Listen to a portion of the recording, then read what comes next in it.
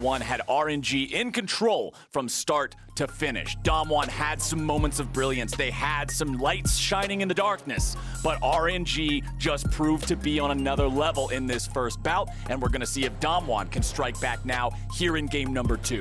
Picks and bans are already underway. It's Thresh. Lucian, of course, was fully expecting this to be banned away in game number 2. It was absolutely oppressive from Cryin there in the mid lane. Varus banned away too, along with Senna, Zoe, and Renekton from the side of RNG. Yeah, DWG gonna take that one off the table. All right, you got us the first time, you know, okay, you force out the ban, but I don't know if Cryin is gonna get to see the Lucian again after that incredible performance in game number 1.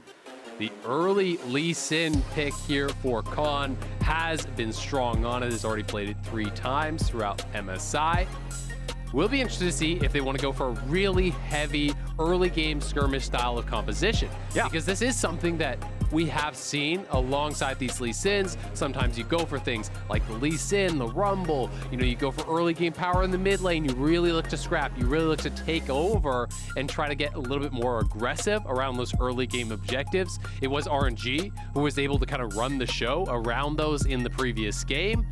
And as a result, DWG was kind of on the back foot. You know, they lost out on the level 1, they lost out on the skirmish around Rift Herald, and they were forced to really pass over the driver's seat to RNG. They were the ones dictating the pace of that game for pretty much the entire time.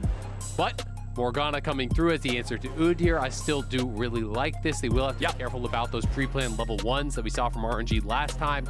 Tristana also makes a lot of sense here for Ghost. Again, could be flex to Showmaker, not expecting it. He hasn't played it yet, but then again, Cryin had not played the Lucian mid before the last game and obviously was incredible on it. So we'll have to see where they want to take us. Will they match top laners right here for Xiaohu, or are they willing to allow him to be banned out a little bit in this phase? Well, we have 4 out of 5 runbacks from game number 1 here so far. We've got the same jungle matchup, we've got the same AD carry matchup, but yes, it will be the top lane match up there. Xiaohu picking up the Jace here for RNG.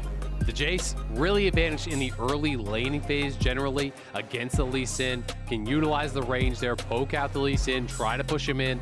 The danger with this matchup is always, if it starts to go bad, it starts to go really bad, because Lee Sin can withstand the onslaught, and if he's able to get a kill, if he's able to get some jungle assistance up there, Lee Sin can start to take over the matchup. It's more difficult for Jace to really contribute in those 5v5s generally, and in those skirmishes than it is for Lee Sin. So you've got to make sure you're on point. You've got to make sure you're staying safe from any jungle intervention from Canyon. And we'll see if Xiaohu is going to be equal to the task.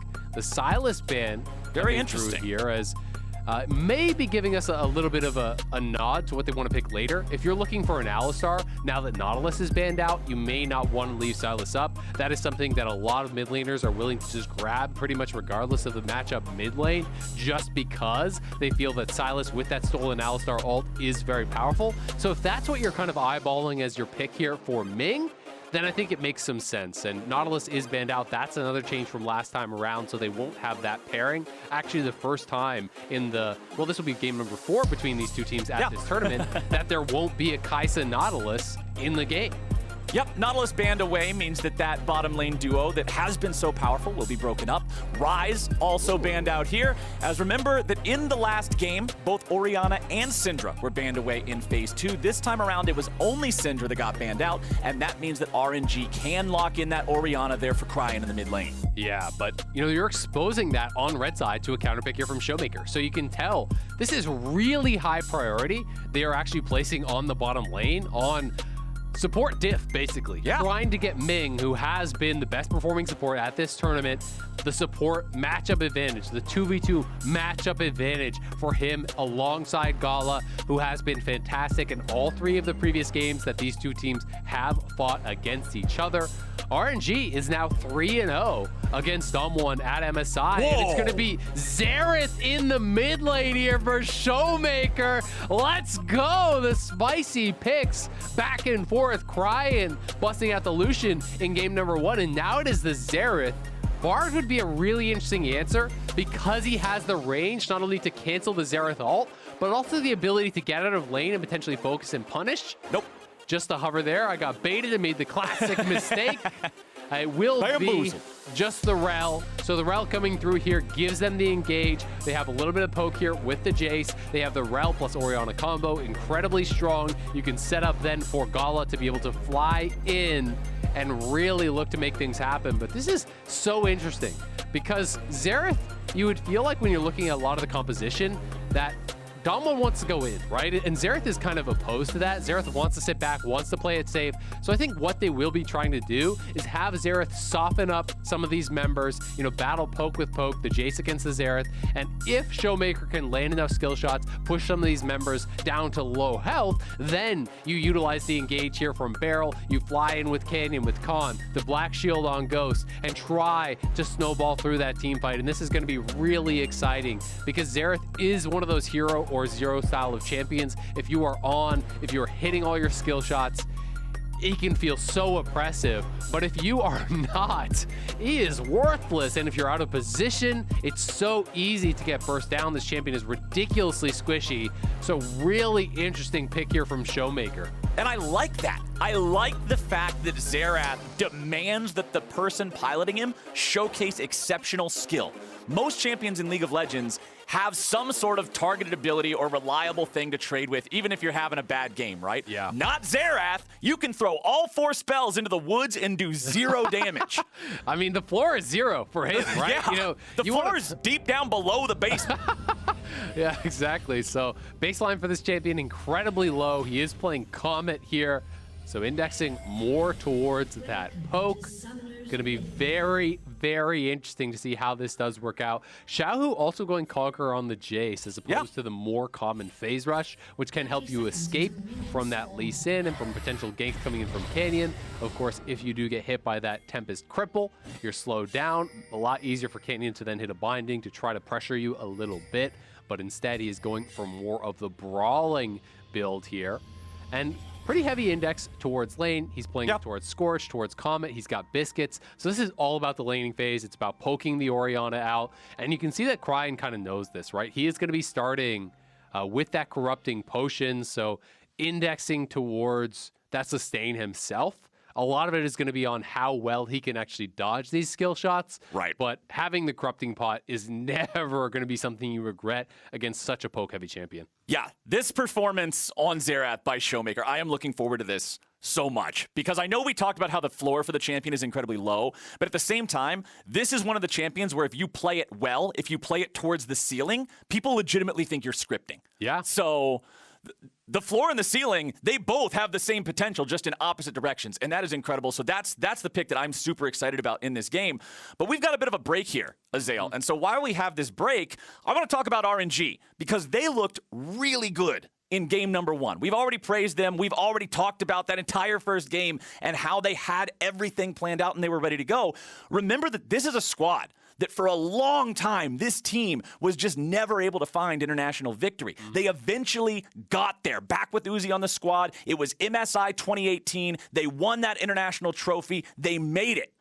And then Uzi left. And the question in so many people's minds was, how is this organization, how is this team that has been centered around this one man, this one player, going to move forward? And now here we are.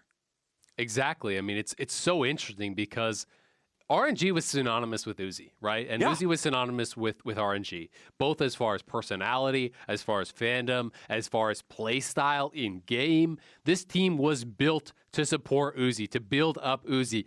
Give him all the farm, give him all the resources, give him the last pick, and he is going to make it worthwhile. And when he left RNG, there was such a void and there was such a question on a lot of LPL fans' minds.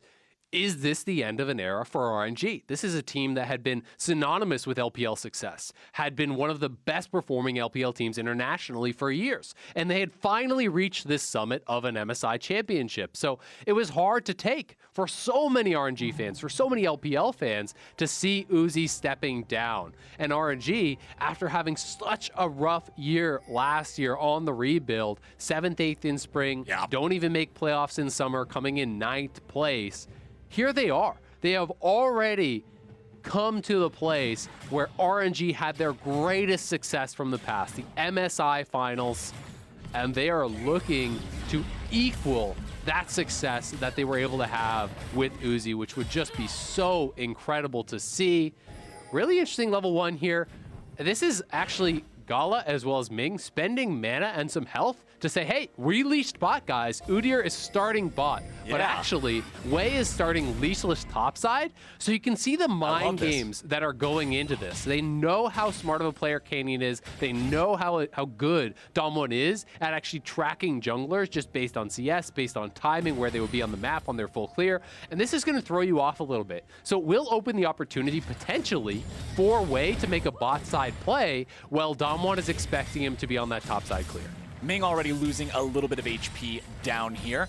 We'll see how that continues to shake out in the 2v2. Showmaker trying to trade here pretty quickly with Cry. And remember that Xerath does have the ability to channel that Q, that Arcano Pulse for greater range, but he can also snap cast it if he's right in his opponent's face like that. Makes it a bit easier to hit. But we will see both junglers pathing towards this bottom side of the map now. Keep your eyes on Canyon in particular to see if he tries to make a move not expecting Wei. You can already see the on my way ping coming out from Canyon here, but it's Wei who's made his way down first. We'll see if the RNG plan works, and there it goes. Ming's already made the engage. There is your stun. There is your play. Ghost is not long for the world, and Barrel is not either. RNG picking up 3 minutes into the game.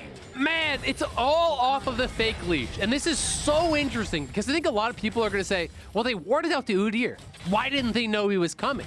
Look at the positioning on where Canyon was at that same point. He was actually on his 4th camp doing Raptors. So they assumed that this was a leash start on bot side, and that when they saw him on Raptors, they thought that was his 4th camp, moving up towards top, not on his way down towards bot. It was, in fact, his 3rd camp. They didn't spot him. They didn't see that he had blue buff. They only saw the Raptors that were being attacked.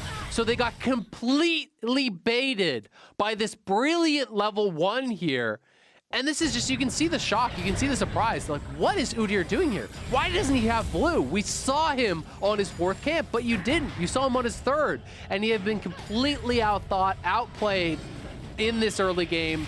This is the next level stuff that you expect from international champions. Yes. From a team that is of the caliber, that is deserving of an MSI title. And I just think that kind of League of Legends is beautiful to see. You know, we know they have the mechanical skill. You can see that so plainly, but to see the cerebral side of the game, the coaching, the intelligence behind these plays and these pre-planned level 1s, I just think is such a gorgeous part of the game and so underappreciated.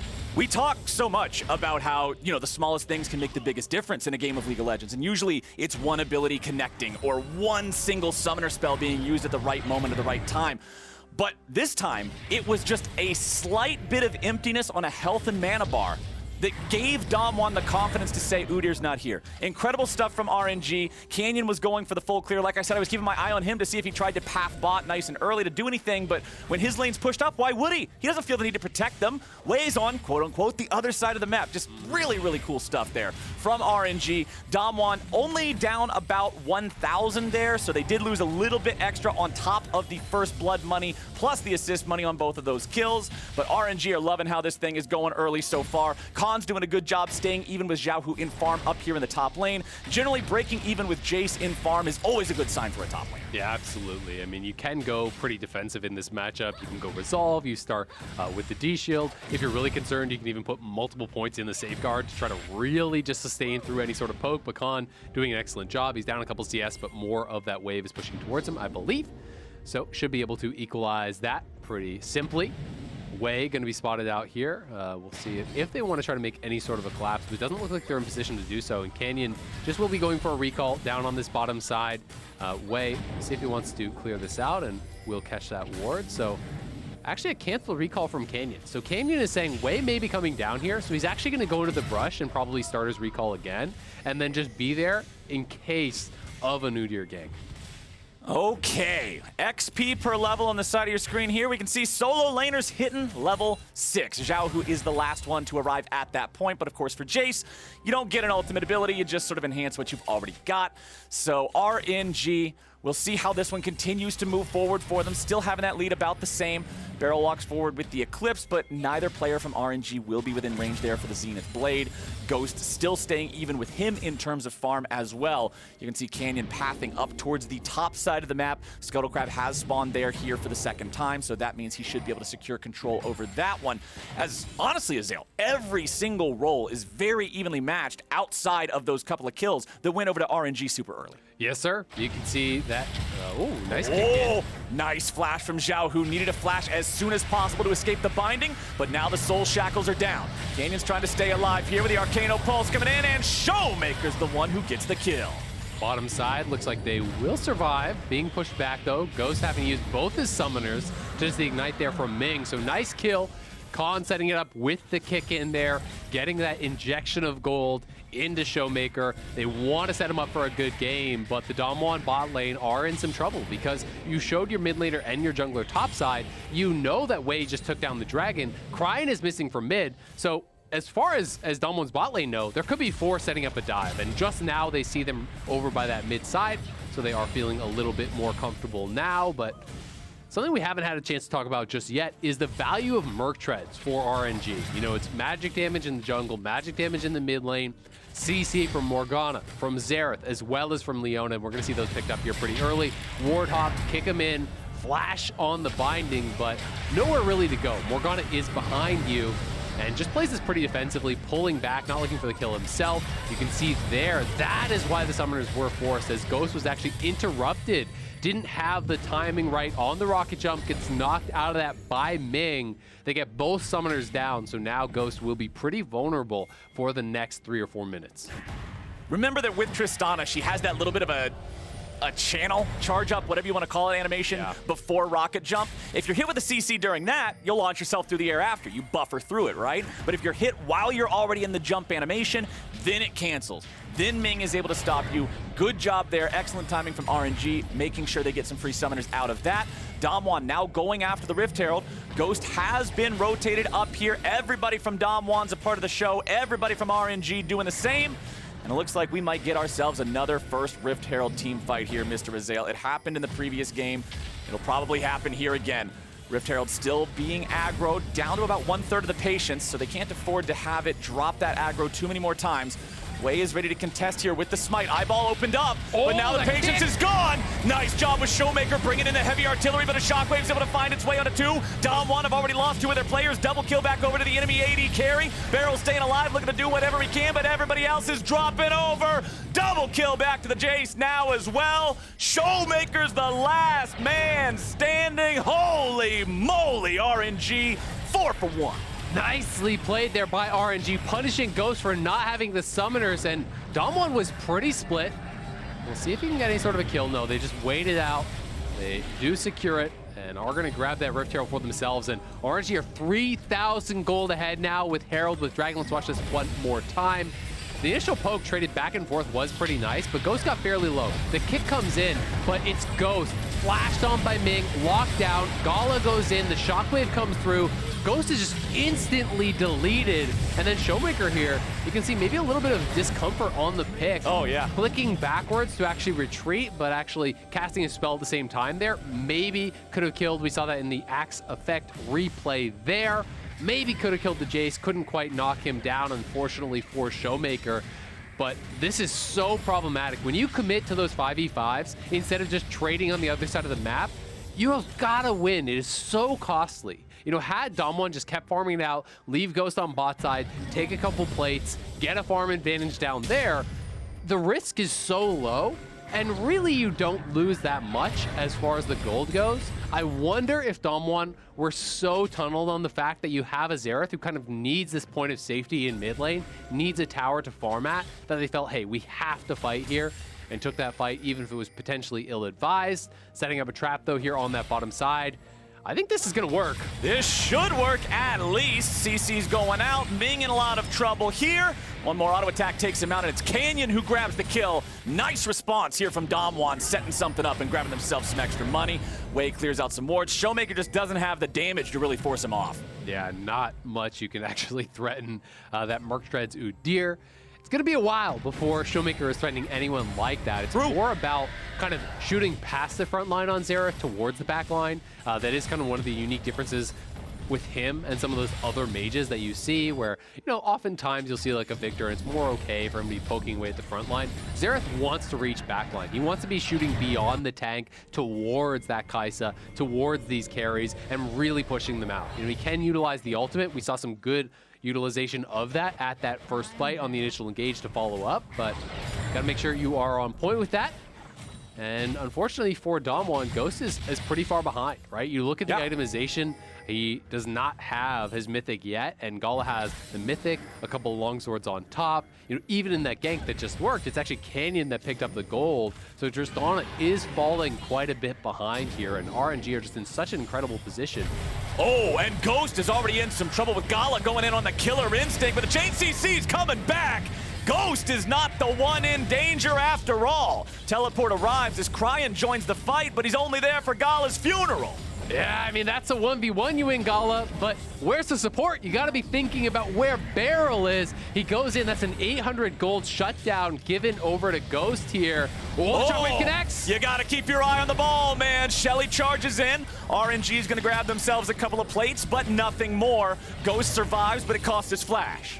Does cost his flash. Still, all things considered, pretty good for DAMWON. Getting that shutdown onto the Tristana was huge. It will still be RNG's Dragon, but it was kind of always going to be, given the state of the game. But DAMWON, again, are in that concerning position where you're now facing this question of, do you want to contest at Dragon number 3? Are you willing to again put yourself at what's going to be a second Infernal Soul in a row and put yourself at soul point, right? Because they've got to make that hard call. If you show up to that third Dragon and you lose the fight and the Dragon, well, the game is probably sealed from that spot. You know, there's such good engage. There's really good scaling as well on the RNG side. So it's a tough call to make and one that could potentially decide the series here for DAMWON, who are already down a game, who have yet to take down RNG at this event. RNG are going to be building in confidence, building in momentum here in the series. DAMWON is doing a good job right now of staunching the bleeding, right? 13.5 minutes into the game,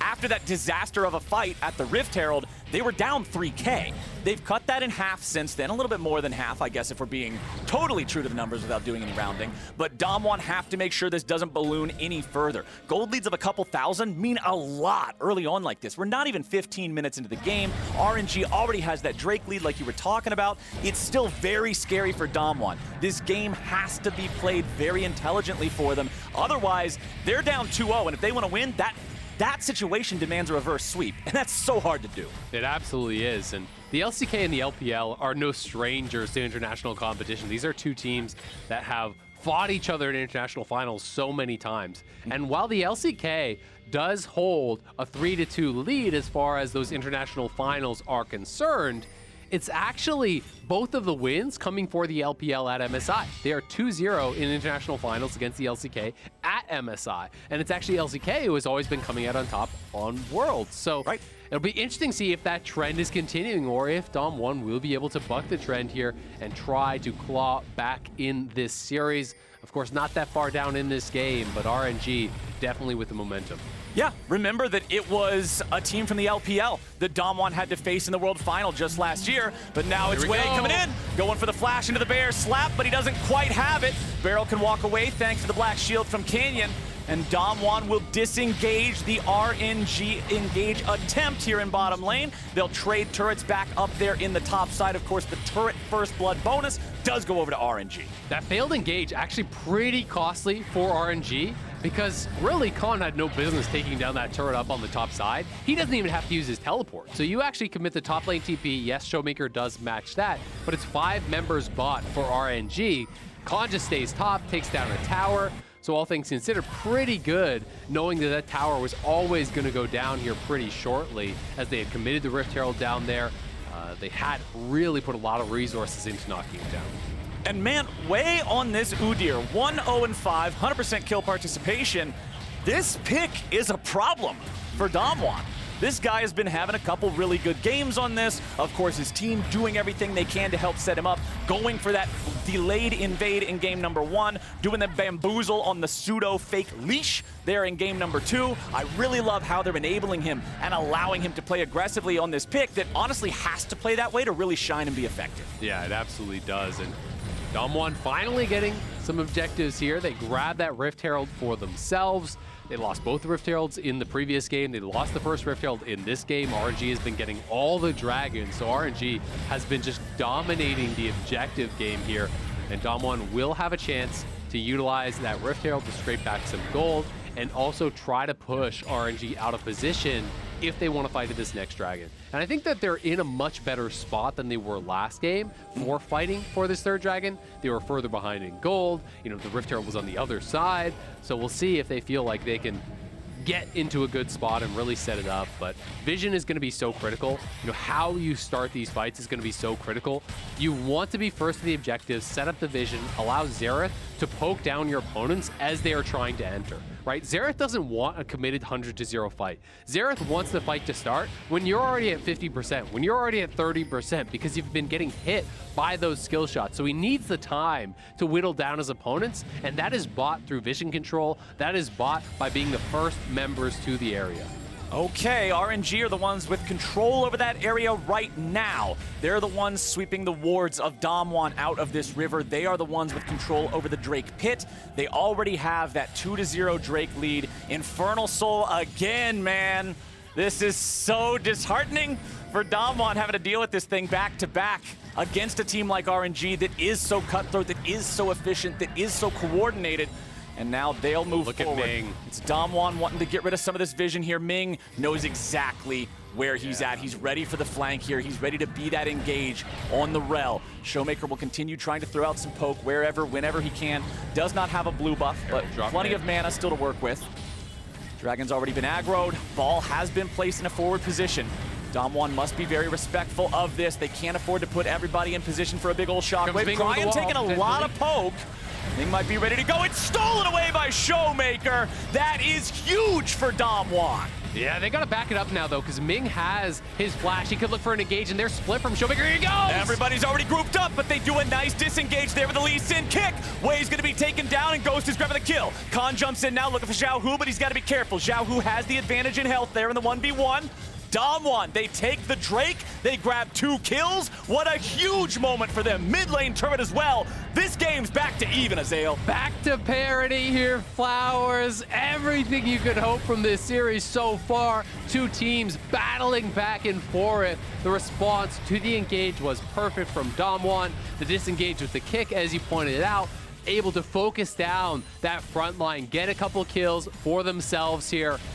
And the game becomes very, very different if you get behind the Xerath. If he can start to really become impressive. He was poking out Cryan, as you pointed out, and able to actually land that combo. So much damage coming through from here. The slight mistiming on the smite, enough from Way for that to be able to go over. And look at Cryan. This is what I'm talking about. You poke past the front line onto the back line. Canyon flashes out. The kick comes through. Ghost is focusing down Way. It's difficult for the Orianna to position effectively because he's just getting roasted by the Xerath.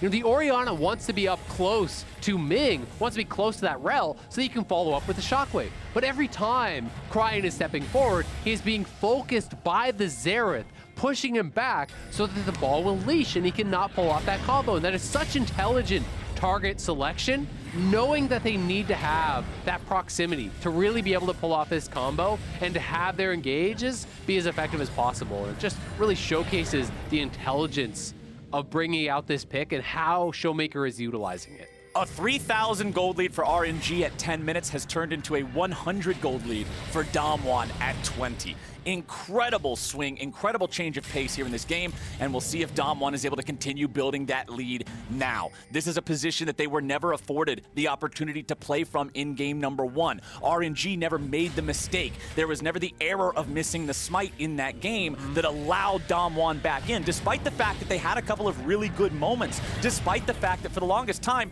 Ghost had no deaths.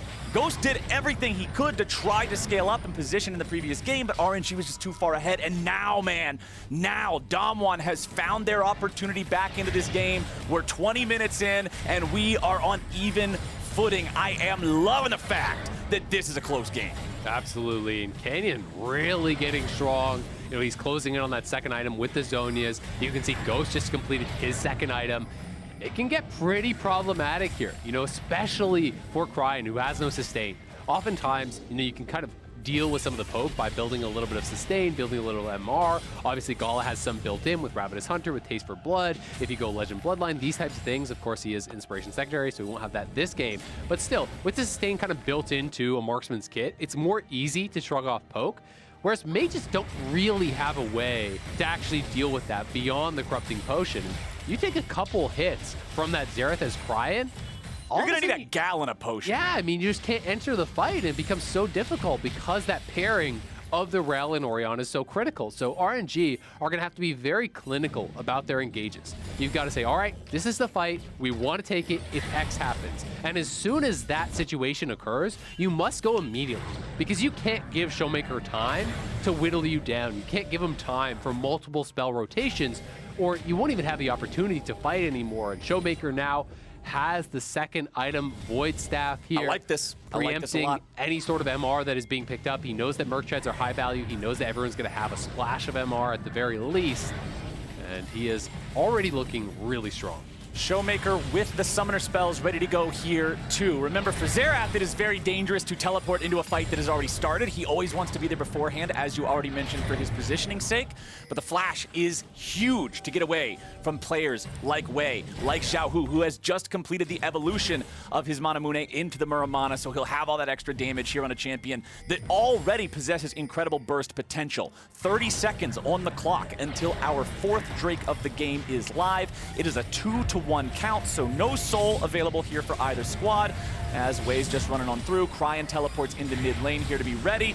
Ooh, nice poke coming out from the Shock Blast there, taking off half of Ghost's health. Yeah, it's a pretty big deal. DAMWON trying to poke back here, Khan grouping up now. Kind of becomes this little mini game where RNG have got to dodge the poke. You've got to be able to be really effective at that. At the same time, you also have to dodge that Jace poke coming through here from Xiaohu, because he is quite strong at this point. And, oh my goodness, he's already ready to go. It's the insect, baby, and Khan is getting it done. Leona ulti ready to follow up. They're getting the kill on Xiaohu next. Both RNG solo laners have been deleted, and DAMWON roars to life. is that Khan or was that Canyon? Because those Lee Sin mechanics are clean, baby. Khan goes in, kick flash, Cryan deleted. DAMWON on the march to Baron. Oh, baby, what was that? Khan on this playmaker, on this Lee Sin. Give the man the opportunity to decide the game and he'll get it done. DAMWON's now on the Baron, working it down rather quickly here. Already down to about half HP. Remember, the Wei does have the flash. He's able to try to go in and go for the steal if he wants to. It's up to DAMWON to keep him out of the pit, but Ming's already over the wall. The Baron's going to be taken very low. Canyon's able to secure it, and now they're going to get Baron, and they're going to get a little bit of extra here on the side. Ghost jumps over the wall, but Gala's going in. He's got the killer instinct, but who's the killer and who is the killed? Goodbye, RNG, as DAMWON finds themselves a Baron and a couple of kills. Khan's now got to be careful. Canyon with a flash away, and Khan's going right back in. RNG decided that DAMWON was still hungry, and they fed him a couple more courses, baby. RNG looking like a bad Kung Fu movie there, funneling in one at a time, getting knocked down left and right as Ghost wipes them off the map, and DAMWON take full control over this game. This is the LCK #1 seed that LCK fans were hoping for. The precision, the execution in these team fights was where they were supposed to have such an advantage, and finally being able to showcase it. This is the stuff you dream about as a Lee Sin. International final, hit flash, perfect target there, straight into the CC, no chance for Cryan. And then Khan is going deep. The Xerath ults from downtown. It's Kobe, baby, nothing but net. As Showmaker takes down another, and with that second kill, they're getting Baron, they're taking all the kills after, and they are looking to take this game.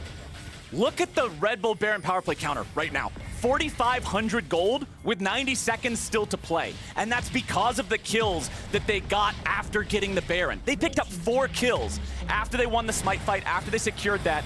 DAMWON has so much momentum right now, and with a minute and a half to still use it, to still flex those muscles, RNG has got to be scared about what they've still yet to lose. Yeah, I mean, it's getting dangerous. You don't have that much more to give. And when you're on the defensive against Xerath, it's so tough.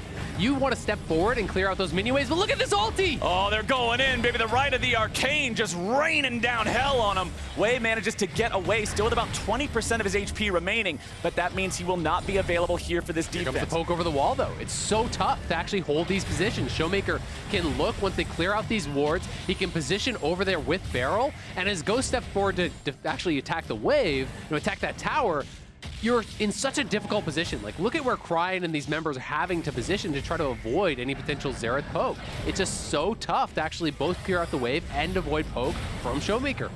Okay, Ghost losing a little bit of HP there, about 40%, thanks to Cryon's Orianna. Khan will be on split push duty here, making sure they're applying pressure to more than one place. Wei's here to stop him. Khan doesn't want to go for any playmaking on the Udyr, though. We've seen many a team make that error in the past, whether it's domestic, international play, whatever. Over-indexed on the tank, and it's one of the surest ways to throw a lead, so Khan is not about to make that mistake.